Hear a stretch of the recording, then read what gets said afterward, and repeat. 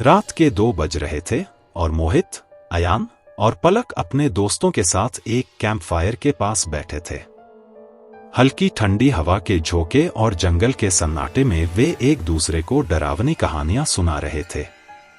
अचानक पलक ने एक अनोखी बात कही, क्यों न हम एक ऐसा सफर करें जहां हम भारत के कुछ सबसे खौफनाक और भूतिया जगहों पर जाएं। सबके दिल में एक अजीब सी उत्तेजना जग गई। मोहित, जो पहले से ही इन चीजों में काफी दिलचस्पी रखता था, सबसे पहले तैयार हुआ। उसने सुझाव दिया, हम पहले राजस्थान के किले और पुराने महलों से शुरुआत कर सकते हैं। वहां के कई किस्से सुने हैं मैंने। अगले कुछ दिनों में उन सब ने इस यात्रा की योजना बना ली। उन्होंने कुछ पुराने किलों और मशहूर भूतिया जगहों की सूची बनाई।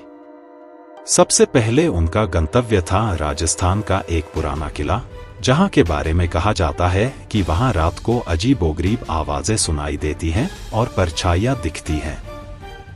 जैसे ही वे किले के पास पहुंचे, सूर्य अस्त हो रहा था। वहां एक अजीब सा सन्नाटा फैला हुआ था, जैसे इस जगह पर समय ठहर गया हो। वहां के लोगों ने उन्हें चेतावनी दी कि सूर्यास्त के बाद इस किले में न रुकें, लेकिन उत्सुकता और एडवेंचर की चाह में उन सब ने इसे नजरअंदाज कर दिया। किले के अंदर कदम रखते ही पलक को ऐसा महसूस हुआ कि कोई उनकी हर हरकत पर नजर रख रहा है। मोहित ने मजाक में कहा, डर मत, ये सब बस हमारे दिमाग का खेल है। लेकिन जैसे जैसे रात गहराई, अयान ने देखा कि किले के एक कोने में एक परछाई बार बार दिखाई दे रही है।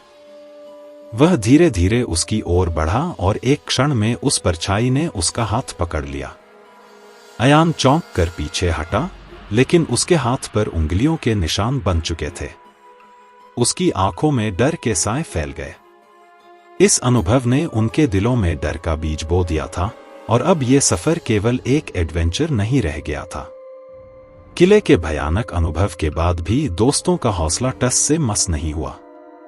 उन्होंने अपने अगले गंतव्य का रुख किया, एक उजड़ा हुआ गांव जो वर्षों से वीरान पड़ा था।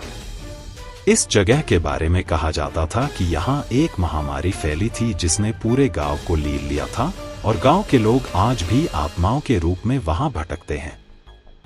जैसे ही वे गांव में पहुंचे, उन्हें वहां के सन्नाटे में एक अनोखी खौफनाक बात महसूस हुई। पूरी जगह जैसे किसी अनजान डर से घिरी हुई थी। हर कदम पर लगता कि कोई अदृश्य आंखें उनकी हर हरकत पर नजर रख रही हैं। इस बार मोहित ने कहा, शायद हमें यहां से वापस चले जाना चाहिए। ये जगह वाकई अजीब लग रही है। अयान ने उसे चुनौती दी, हम इस सफर पर अपनी मर्जी से आए हैं। अब डर कर भागना किस काम का। उन्होंने गांव के बीचों बीच एक पुरानी हवेली देखी, जहां रात बिताने का फैसला किया। हवेली में कदम रखते ही उन्हें अजीब सी ठंड महसूस हुई। जैसे ही वे एक हॉल में बैठे, उन्हें अचानक किसी के कदमों की आवाज सुनाई दी। ये आवाज हर बार और नजदीक होती जा रही थी, पर किसी को नजर नहीं आ रहा था। तभी पलक ने देखा कि एक परछाई धीरे धीरे उनकी ओर बढ़ रही है। उसने घबराकर मोहित का हाथ पकड़ लिया, लेकिन कुछ कहने से पहले ही उस परछाई ने एक खौफनाक रूप ले लिया। वो चीखने लगी, हमें यहां से निकलना होगा, ये जगह सच में श्रापित है। उस रात जैसे ही सबने वहां सोने की कोशिश की, उनके साथ अजीबोगरीब घटनाएं होने लगी। कभी किसी के बाल खींचे जाते, तो कभी किसी का बिस्तर हिलने लगता। अयान को लगा जैसे कोई उसका गला दबा रहा है। वह घबराकर उठा और सबको जगाया। मोहित ने कहा, शायद हमें यहां रुकना नहीं चाहिए था। ये आत्माएं हमें यहां से जाने का संकेत दे रही हैं। अचानक दरवाजे पर किसी के खून से सने हाथ का निशान दिखा, जिसने उनकी हिम्मत को तोड़कर रख दिया। वह निशान किसी मानव का नहीं लग रहा था, मानो किसी अदृश्य शक्ति ने उसे वहां छोड़ा हो। उनकी समझ में नहीं आ रहा था कि इस खौफनाक मंजर से कैसे बाहर निकले। आखिरकार वो लोग उस भूतिया हवेली को छोड़ने का फैसला करते हैं और अपनी गाड़ी में बैठकर निकल पड़ते हैं। पर यह सफर उन्हें एक ऐसी दुनिया में ले जाता है जहां से वापसी मुश्किल है। रास्ते में उनकी गाड़ी बार बार अजीब सी आवाजें करने लगती है। रात के अंधेरे में उनकी गाड़ी अचानक बंद हो जाती है और पास के जंगल से डरावनी आवाजें आने लगती हैं। वे महसूस करते हैं कि अब यह सफर किसी भयावह भूतिया यात्रा में बदल चुका है, जहां हर कदम पर मौत का साया मंडरा रहा है। गाड़ी के बंद होते ही सबके चेहरों पर डर की परछाइयां गहराने लगीं। चारों ओर घना अंधेरा था और केवल जंगल की हल्की सरसराहट और कुछ अजीब सी फुसफुसाहटें सुनाई दे रही थी। किसी की हिम्मत नहीं हो रही थी गाड़ी से बाहर निकलने की, लेकिन यह जानते हुए कि अब उनके पास और कोई चारा नहीं था, मोहित ने धीरे से दरवाजा खोला। जैसे ही मोहित ने गाड़ी से बाहर कदम रखा, उसे अपने पीछे किसी के खड़े होने का एहसास हुआ। उसने मुड़कर देखा तो वहां कोई नहीं था, लेकिन उसकी पीठ पर किसी ने उंगलियों के निशान बना दिए थे। डर के मारे उसका चेहरा सफेद पड़ गया, लेकिन उसने किसी तरह खुद को संभाला और बाकी दोस्तों को भी गाड़ी से बाहर निकलने को कहा। तभी उन्हें दूर से किसी महिला के रोने की आवाज सुनाई देने लगी। आवाज धीरे धीरे तेज होती जा रही थी, मानो वह आवाज उनके पास आ रही हो। पलक ने घबराकर कहा, हमें यहां से जल्दी निकलना होगा। मुझे लग रहा है कि कोई हमें देख रहा है। अचानक हवा में ठंडक बढ़ गई और उनकी आंखों के सामने धुंधली परछाइयां दिखने लगीं।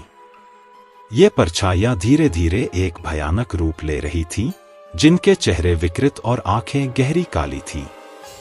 मोहित ने चिल्लाकर कहा, यहां से भागो। भागते भागते वे जंगल के और अंदर घुस गए। अब उनके पास न तो कोई रास्ता था, न ही किसी तरह की रोशनी। हर तरफ एक खौफनाक सन्नाटा और उन आत्माओं की खतरनाक फुसफुसाहट थी। तभी अचानक अयान के पैरों के नीचे से जमीन फिसल गई और वह एक गड्ढे में गिर गया। मोहित और पलक ने उसे बचाने की कोशिश की, लेकिन तभी उन्हें गड्ढे के पास किसी की परछाई खड़ी नजर आई। यह वही आत्मा थी जो पहले भी उन्हें किले में दिखाई दी थी। उसने धीरे से कहा, तुमने हमारे घर में कदम रखा है, अब तुम यहां से कभी नहीं निकल पाओगे। अयान किसी तरह गड्ढे से बाहर आया, लेकिन उसके चेहरे पर गहरे घाव हो गए थे। वह कांपते हुए बोला, हमें यहां से बाहर निकलने का रास्ता ढूंढना होगा। ये आत्माएं हमें मार डालेंगी। अंत में किसी तरह वे जंगल से बाहर निकलने में सफल हुए, लेकिन जैसे ही उन्होंने राहत की सांस ली, गाड़ी के पास पहुंचते ही वे एक बार फिर ठिठक गए। उनकी गाड़ी के शीशों पर खून से लिखा हुआ था, तुम हमारा शिकार हो, यह सफर कभी खत्म नहीं होगा। डर और थकान से चूर होकर उन्होंने किसी तरह हिम्मत जुटाई और गाड़ी में बैठे।